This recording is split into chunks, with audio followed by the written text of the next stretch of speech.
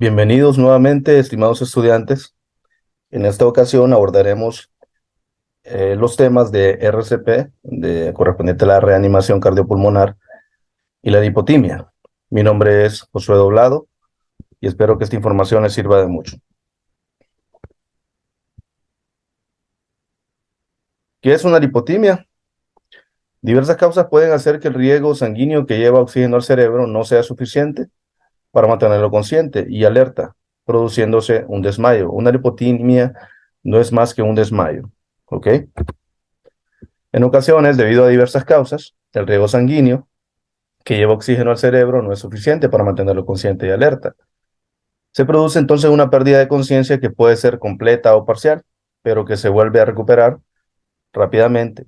Esto se conoce como desmayo, síncope o lipotimia. ¿Por qué hemos decidido abordar este tema? Porque frecuentemente nos encontramos con este tipo de situaciones, ¿verdad? A personas que les ocurre.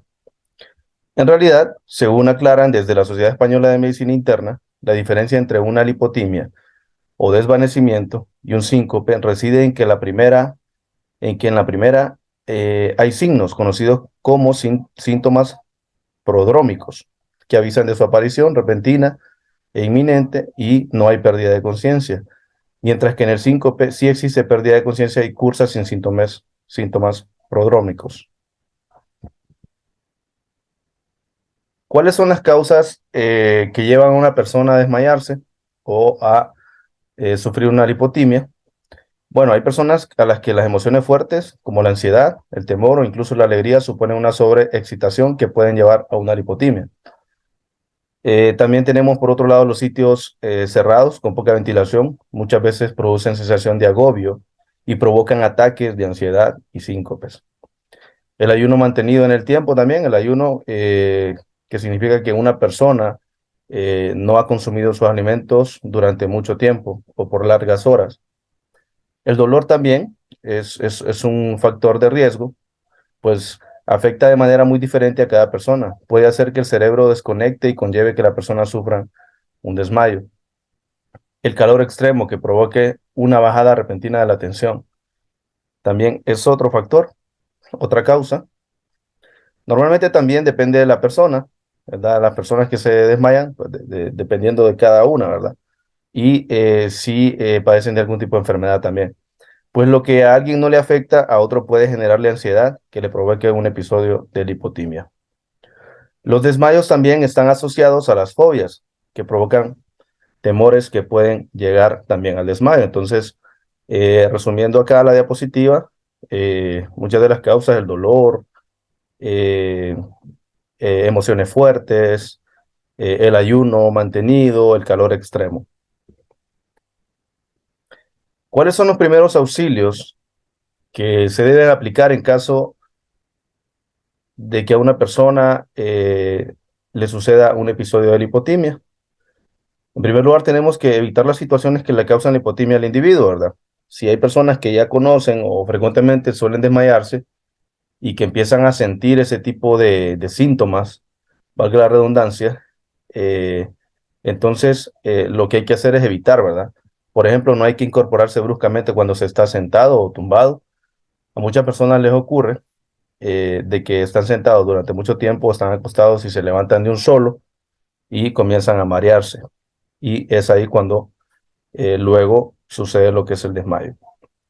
Cuando el individuo empiece a notar que se marea, debe sentarse o tumbarse enseguida para evitar el síncope y la caída.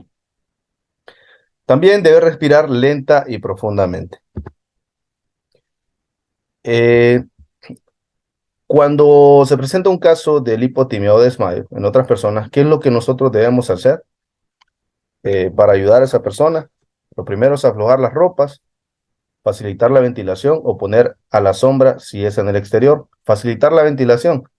Eh, no sé si ustedes se han encontrado con alguna situación de estas que mucha gente dice, denle aire, por favor, retírense. Entonces, de eso se trata, ¿verdad? De que la persona obtenga el mayor aire posible para que su cuerpo eh, se pueda ventilar.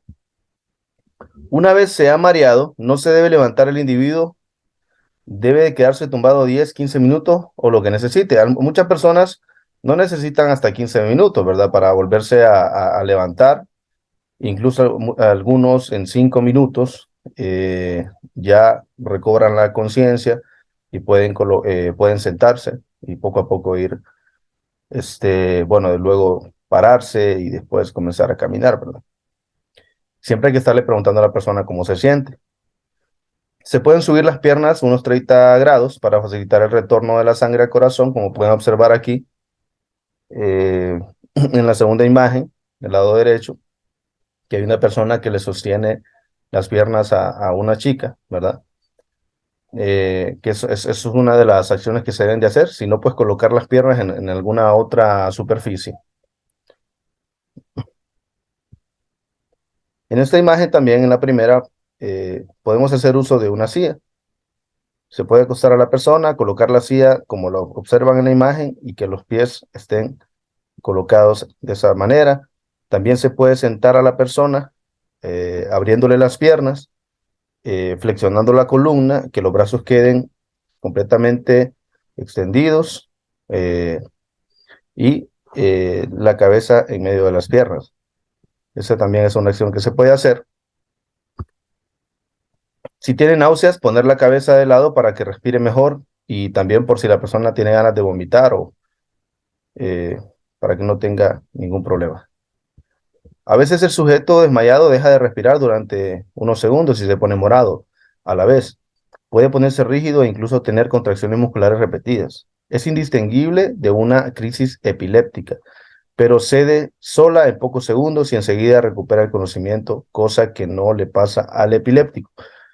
Aquí tenemos que saber que no necesariamente una persona que se desmaya y que empieza a tener convulsiones o movimientos musculares involuntarios, no necesariamente tiene que ser un ataque o una crisis de epilepsia, ¿verdad? Son cosas completamente diferentes.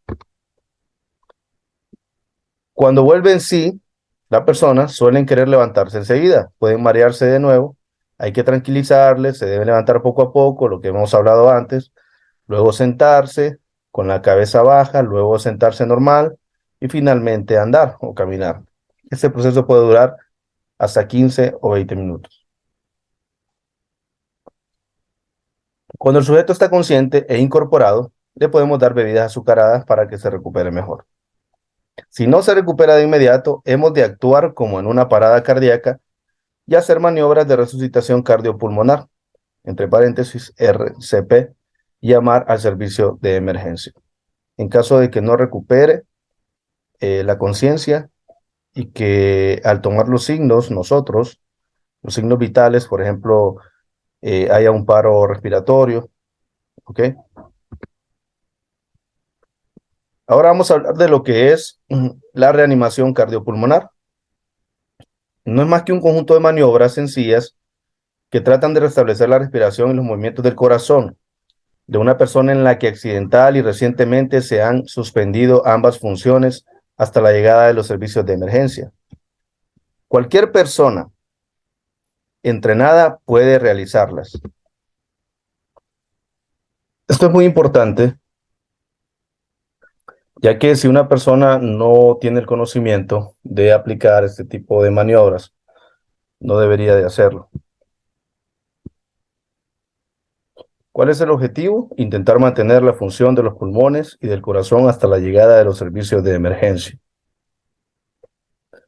La reanimación cardiopulmonar básica permite una oxigenación de emergencia sin medios técnicos, mediante, en primer lugar, tenemos la apertura y la desobstrucción de la vía aérea, que vamos a hablar de eso a mayor profundidad. En segundo lugar, tenemos la ventilación con aire expirado por el socorrista. Y en tercer lugar, tenemos lo que es el masaje cardíaco.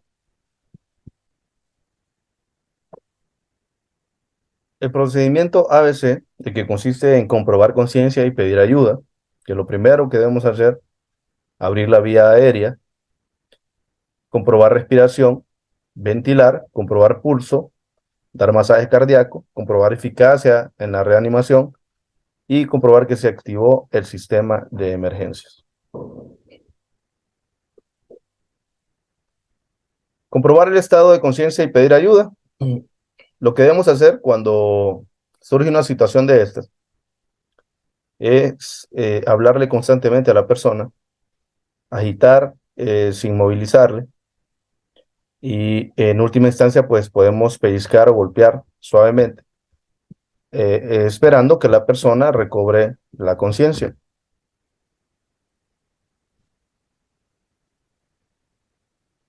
En segundo lugar, tenemos abrir la vía permeable aérea, ¿verdad? Colocar a la víctima en posición de RCP, apertura de la vía aérea con la maniobra frente mentón. En caso de sospecha de traumatismo cervical, hacer una triple maniobra modificada. Bueno, aquí tenemos en las imágenes, por ejemplo, cómo vamos a colocar nuestras manos en, sobre la cabeza y el mentón o la frente del mentón de la persona y vamos a hacer su cabeza hacia atrás.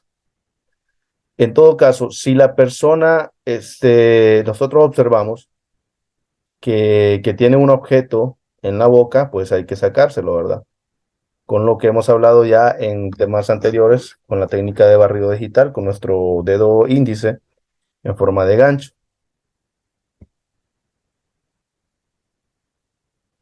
También tenemos que estar pendientes siempre de ver, oír y sentir. En este caso sería mirar el tórax, escuchar los ruidos respiratorios y sentir el aire en la mejilla. Para esto debemos acercarnos a la víctima y tratar de observar eh, si la persona está respirando. Si falta o no respira normalmente, tenemos que comenzar a ventilar. ¿Qué es ventilar? Pues no es más que exhalar aire de, de nuestro cuerpo hacia el cuerpo de la persona, en este caso la víctima. Abrir la vía aérea mediante maniobra frente-mentón, tapar nariz con los dedos índice y pulgar, realizar una inspiración, sellar los labios con los de la víctima y expirar o expulsar profundamente durante 1 o 2 segundos, ver que el tórax se eleva y realizar este procedimiento 2 veces. También tendríamos que comprobar el pulso.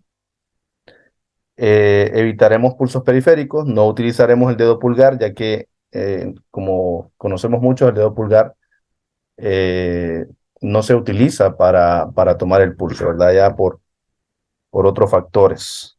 Se tiene que hacer con los dedos índice y medio, como lo pueden observar en la imagen. También, luego de haber realizado las maniobras anteriores, procederemos a hacer lo que es el masaje cardíaco.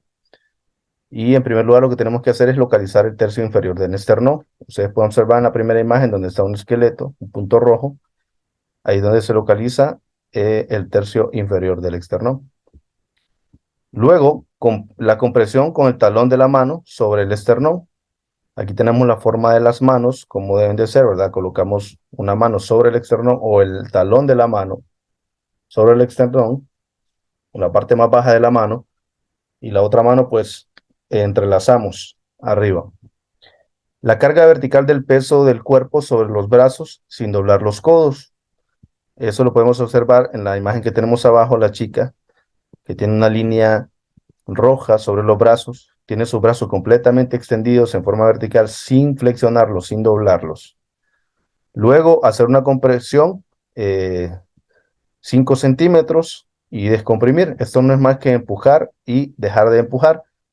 Cuando hablamos de 5 centímetros, nos referimos a que esa compresión no tiene que ser tan fuerte ni tan suave, pero esto se va aprendiendo a través de la práctica, ¿verdad?